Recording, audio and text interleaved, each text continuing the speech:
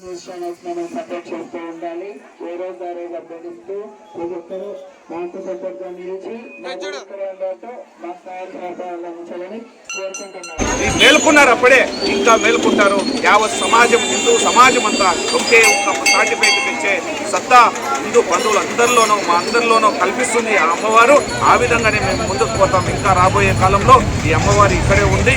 ఇంకా నిత్యం పూజలు అందుకుంటూ ప్రజలకు మంచి చేస్తూ ఇంకా పూజా కార్యక్రమాలు అయితేనేమి రాబోయే కాలంలో ఇంకా మేము దీన్ని ఏం చేయాలని కార్యాచరణగానే తొందరలోనే మేము ప్రకటిస్తాము. అధికారుల్లో మార్పు వచ్చే వరకు మా కార్యక్రమాలు నిత్యం ఉంటూనే ఉంటాయి.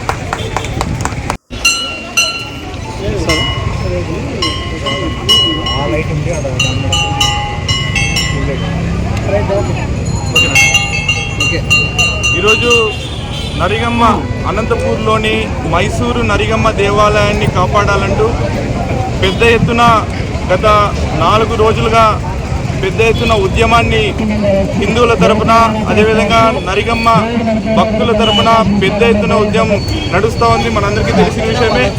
ఈరోజు నరిగమ్మ దేవాలయాన్ని కాపాడాలంటూ అనేక మంది వందలాది మహిళలు ఈ రోజున లక్ష దీపోత్సవాన్ని నిర్వహించుకుంటున్నారు. మీరు చూస్తున్నారు ఎంత అంగరంగ వైభవంగా ఈ రోజున ఏదైతే నరిగమ్మ లక్ష దీపోత్సవాన్ని నిర్వహించుకుంటున్నామో ఖచ్చితంగా ఈరోజు ఆర్టీఓ గారు, అనంతపూర్ రూరల్ ఎంఆర్ఓ గారు ఏదైతే మీరు కుట్రలు పన్నుతున్న విధానాన్ని మీరు మానుకోవాలి.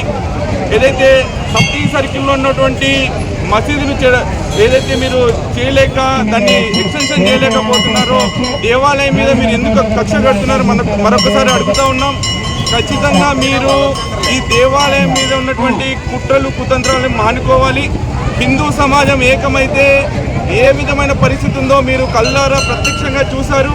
మరొకసారి అట్లాంటి సిచ్యువేషన్ మీరు తెచ్చుకోవద్దు. ఈ సందర్భంగా మిమ్మల్ని కోరుతా ఉన్నాం.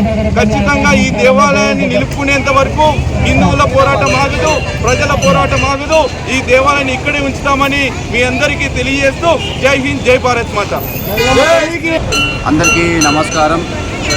ఈరోజు కళ్యాణదుర్గం రోడ్లోని బసవతారక్ నగర్లోని ఏదైతే మనము గత 4 రోజుల నుంచి నరిగమ్మ దేవాలయాన్ని కాపాడుకోవాలని హిందూ బంధువులందరూ ఏకతాటి పైకొచ్చి ఈరోజు పెద్ద ఎత్తున లక్ష దీపోత్సవం చేస్తున్నారు.